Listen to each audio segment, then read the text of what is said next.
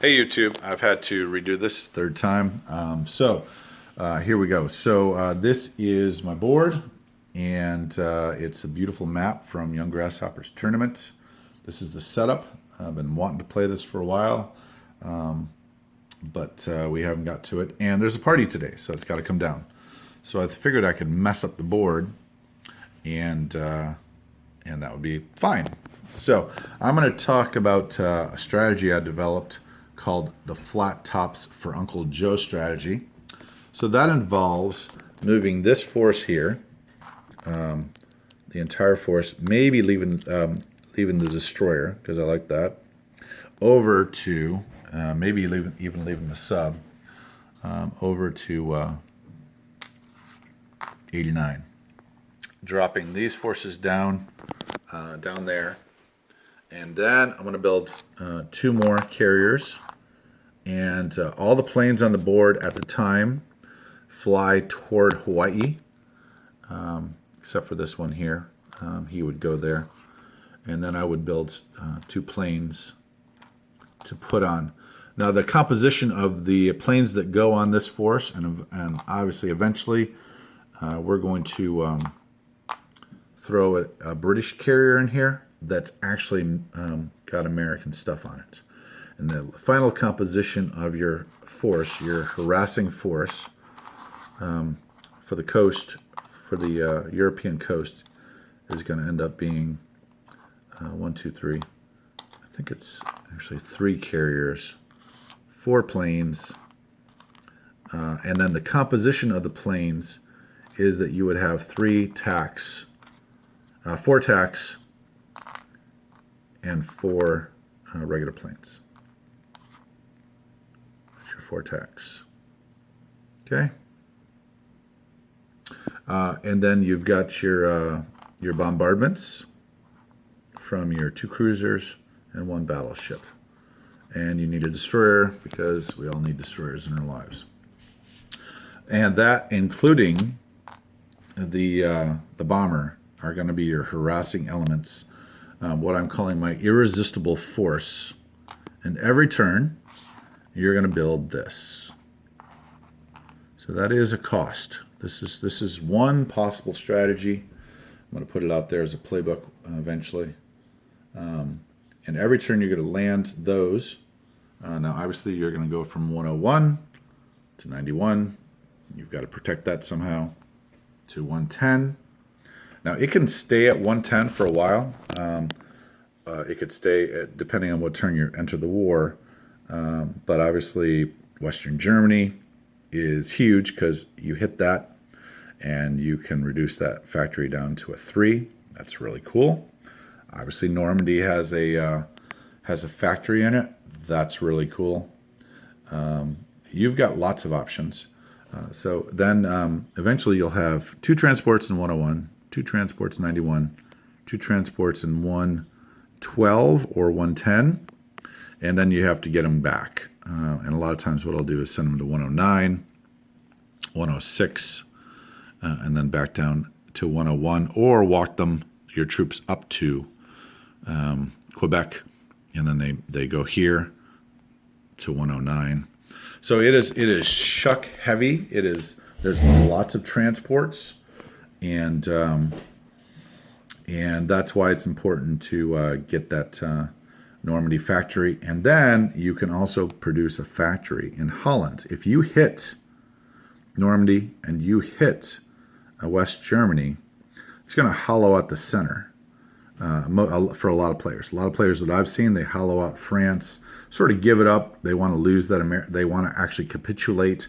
They want to have you capitulate your American factory in Normandy back to the French, because the French are only going to get $12 to $24. So a lot of times they'll actually hollow out France and let you have France. So what you're going to do is you're going to build a factory either in Holland, Norway, or Denmark even. So if you can keep cutting that cord, the West German cord, and then you can even do an air raid with these 8 planes, all those planes and bombers, on northern Italy. That will cut their ability to retake West Germany off. Now that's going to cost you some planes, but usually the northern Italy is not that stacked. Like 6 men and maybe a mech is what I've seen a lot of times, because they're expecting not many men left in Western Germany. You go in there, you totally hit it with your airplanes. I know it's crazy, but you cut this, what I call the cord, the central cord, and then Western Europe is yours. You get activated France, and you get American factory, and of course you're completely safe to take Spain and Portugal. Now, if in conjunction with that you've got Norway, that allows you then to think about taking Sweden. Now, obviously, at the same time, the British have a factory, usually in Persia or Iraq, and they're able to take Turkey, hopefully with a strong element of air power to get them into threatening the soft underbelly of Europe. So that's the Europe side. This was a KGF strategy, and I developed it because I wanted to A, save the Atlantic, which I did, save London, B, save Moscow. Now, I'm going to get into that in a minute. And the third one is to save Egypt. Now, obviously, I've done the first two with this strategy. I also wanted to have a meat grinder effect on the Western front. So it's Flattops for Uncle Joe. He was crying for a second front. This is the second front. Okay? So you are, like I said, the force is almost irresistible. But it does cost a lot of. It's too many transports, really, and I've racked my brain to try to reduce the transports, because the transports don't help. They're the most powerful, besides factories, single piece on the board, in a way, because for the Americans, because you need them, but they are such a drag on your economy. So I've tried to think about other ways. And obviously, an early capture of Spain gets you a factory there, or an early capture of Normandy, a factory there, and then an early second factory puts 6 there, and then you can cut off your transports. So you could pretty early cut off your transports and not, move them around the circle. Just leave them there. You can also leave your transports. If you left everything in 110, you can actually have those as a floating bridge, literal floating bridge, where the British troops then walk onto your troops. They got to stay there for a turn. The next turn, they walk over into Normandy or Holland. So those are all great ideas that I sort of have been enjoying exploring those possibilities. And I have tried a very mobile approach. You could literally just plop those in 110, and they are just immovable, and then spread out from there. I've tried to hit every coastline. It takes a lot of coordination with the British, and it takes a lot of mental stress. But you could go 91, either turn, whatever turn you're able to think about that. Maybe turn 2, turn 3. By turn 4, 110, and then you just start funneling those troops into Europe. So that's a really, I thought it's a great game, great element. So if I say in a shorthanded way, Flattops for Uncle Joe. Now, in addition to Flattops for Uncle Joe, securing you the western coast in an irresistible way. And by the way, any money spent by the Germans toward that, defending that, is not money which is going toward Moscow. Now, how does this play? What are some elements to make it save Moscow, which was my next priority? For one thing, you could take Norway, build a factory there, air base as well, and I would even say a naval base, possibly, because it's going to get if you're worried about your shuck. Now, if you don't need a shuck, no problem, okay? But it would, if you have a naval base here, allow you to go 1, 2, 3, and grab a Novgorod, which is probably going to be in German hands. But let's say that instead, what we've done is we've pushed in with the Russians. This is the Nordic strategy for the Russians. You've pushed in with the Russians, and you are going to grab Finland, and then you're going to even support it with your aircraft and your mobile units. And you're going to try to grab Sweden away from the neutrals. And all of a sudden you've got not just $3, but I believe you'll have 3 plus 3, which is because of the spread of communism. Because this is strict neutral. Nope, that will not be the case. Norway would be the case. That would be $3 more. So grab Norway, grab Sweden. This is all Russian. You say, well, I'm going to capitulate Moscow. Well, if this money is going into Moscow coffers and not going into Berlin coffers, that's, this is right here is 2 men every turn. This right here is almost 2 men every turn. This is a man every turn. 2, 3, 4, almost 5 men into Moscow every turn because you own. And of course, the Germans are going to have to respond to that. But in coordination with Flattops for Uncle Joe, all of a sudden you've got a strong element, and you keep the supply line going where you're using these planes. These planes could, if the Luftwaffe is weakened, if they pull the trigger and attack you, they're going to lose the Luftwaffe. If there's no Luftwaffe, if there's no danger to your fleet, then these planes can all launch as spears from 110 or 112 onto this Nordic peninsula and then onto Moscow. And all of a sudden you've got what I call super tanks. Super tanks in the backfield. Those can actually fly all over the place, destroying whole columns of men and columns of tanks. And I've done that. I've done that on many occasions, not a few occasions. So this is KGF, and this is my American strategy. If you're wondering what to do, now I did, the absurdity of it is that you have, and this is so frustrating, you've got 10, 12 planes in Hawaii. So you got about 20 troops altogether in Hawaii. And then if he endangers Hawaii, you could have, you're basically stopping. By then, you're probably activated France. You've got a floating bridge where the British are getting people on land. At least, forget the Nordics strategy for right now. At least you've got England onto the continent every turn, and the French. And at that point in time, if he's endangering Hawaii because he captured Bombay or Sydney, then every turn has to go plane until you can make sure it's impregnable. Every turn has got to go into Hawaii. I'm not a big fan of the Victory City rule, and that's a thing. I don't like it. I like young grasshoppers. Modification that it's a point if you get 6 victory cities. It's impressive. You can probably also get the 7th because you've developed such a machine over here. But I'm not a big fan that Hawaii would assume that much importance.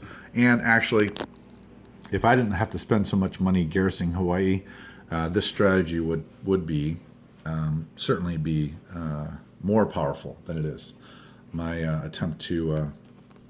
So what else? What else is going on? So I'm going to keep this. I'm going to cut this off because I know my memory is not that great on the computer. I've got two games that are going on right now. I'm just going to show you on my. I'm going to do some lame thing. This is AxisAndAllies.org, and I've got a game called Trollpin and Crockett36, and I've tried to modify the strategy a little bit. Interesting read if you ever want to go back and sort of look at that. I've also got the Allied Playbook game with Equitis et Veritas. And that's a really cool game. Again, a lot of what I call practice, what I call playing around, experimentation, argument ad absurdum. The absurd thing in this game was that I totally and completely abandoned Bombay, thinking that I could really crush Italy quickly and then get support to Russia through the back door. There's been some really fun elements in that. I tried a modified Middle Earth strategy, which was cool and really worked well for a while. but having surrendered Bombay eventually, of course, I succumbed to the Japanese, roaring Japanese. And then this is sort of a really great idea by Young Grasshopper. This is the UK Pacific and Commonwealth House Rules. There it is, and there he is, the man, the myth, the legend. As soon as it loads. Really good house rule that does away with the Anzac UK Pacific split economy, which is, yeah, it's problematic. So, and then the thread that I'm contributing to right now, and I'm trying to put all my thoughts into, more in-depth thoughts, is the Allied Playbook thread, which Tam Vam and Equitas et Veritas, Wedding Singer, and Guam Solo are contributing to. Fun thread. It's extensive, but I'm going to be putting my thoughts from this game, what I've learned, what I'm trying to modify. So obviously, when you do a KGF, then Japan goes wild, and of course they are, and it's problematic. So trying to adjust back from absurd in the Trollpen game, and that's been an experiment, and it's not complete, it's not finished, but we're playing around, we're modifying. And then let's see what else. We had the big thing about these is that it's actually not. It's failed to destroy the enemy's ability to make war as effectively as I thought it would. It also hasn't affected his economy, Germany's economy, as much as I thought. So I thought, well, I'm going to grab large parts of Germany, and this is going to decrease his economy down to like 30. Honestly, I thought, and I would grab that money and get bonuses, and it hasn't done that. So this is very effective for grabbing these parts, but not as effective because the expeditionary force that left turn 1 is so far into Russia that it hasn't succeeded yet at destroying the enemy's ability to make war.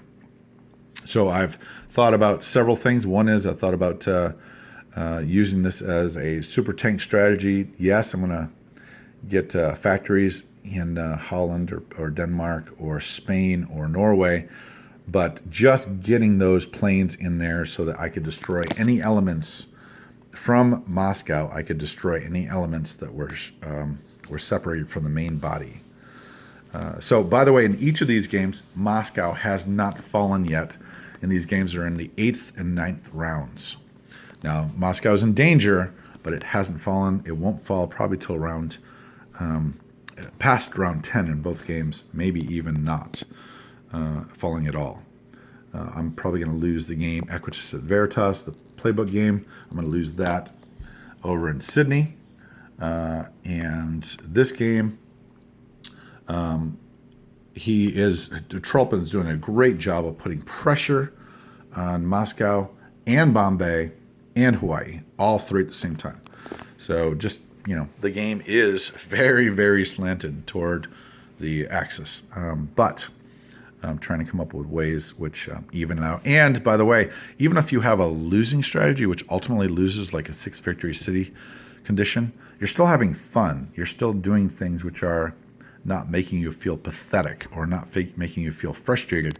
You're actually accomplishing a lot. It's just where do you go from there to do the bone cruncher. Now, in the 4 games I've played, I've captured Berlin in 2 of these games. Okay. Now I'm more interested in the strategy than I am in the win. So when I captured Berlin the second time, I sort of allowed him to take it back because, like I said, I'm trying to practice late game stuff. The stuff, the blow that really puts the Allies back in the game. So I'm going to try several things next. One is I'm going to try a Norway as a shuttle for super tanks. to get as quickly as possible U.S. airplanes to Moscow. Next, I'm also going to try a bomber from Spain. How much bombers? So capture Spain, factory, airbase, and then just begin pummeling, destroying the enemy's ability to make war. So pummel Italy first, and then pummel, and then of course that'll get in conjunction with moving after capturing Italy, move the Flattops for Uncle Joe up to 110, and then just start walking across the channel, and then eventually just destroy the enemy's ability to make war. Another option that I've been thinking about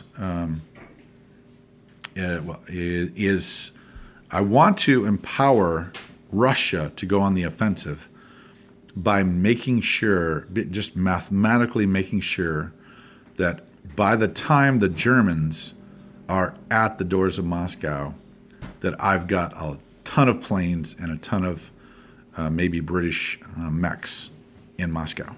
If I can do that, if I can figure out the math, then Russia can go on the offensive, and the more territories they gain, for instance, I've used a couple of tanks and mechs down in Africa to gain these two territories and earn them $3, $4 here, and then here I could earn them $4. So that, just is making them money. And then over here, this would be $7 for them, and $6 for the $6 and $6 more. So if we can utilize that that bonus of Russia's the spread of communism, you could actually feed the coffers of Moscow. Here it would give him $6 and $5. So as much as it looks like you're weakening Moscow, shortening the game, if you can figure out how to get supplies to Russia, Russia's the one that can actually save the Allies. So those are a lot of thoughts. In addition to that, War Room's coming out in 3 weeks, and I've got to read the rules, and I'm going to try to develop a playbook, more effective playbook. That's actually a print playbook, which would be kind of cool. And then also, I'm going to read through the Axis and Allies Global 1940 rulebook and the AAA exceptions where the machine doesn't do the job. So I'm going to try to do those with my new laptop, $100 special from Walmart, and we'll see how it goes. That's my channel update. My family's waking up, and there's background noise, so I'm going to let that go. And this is Crockett36 out.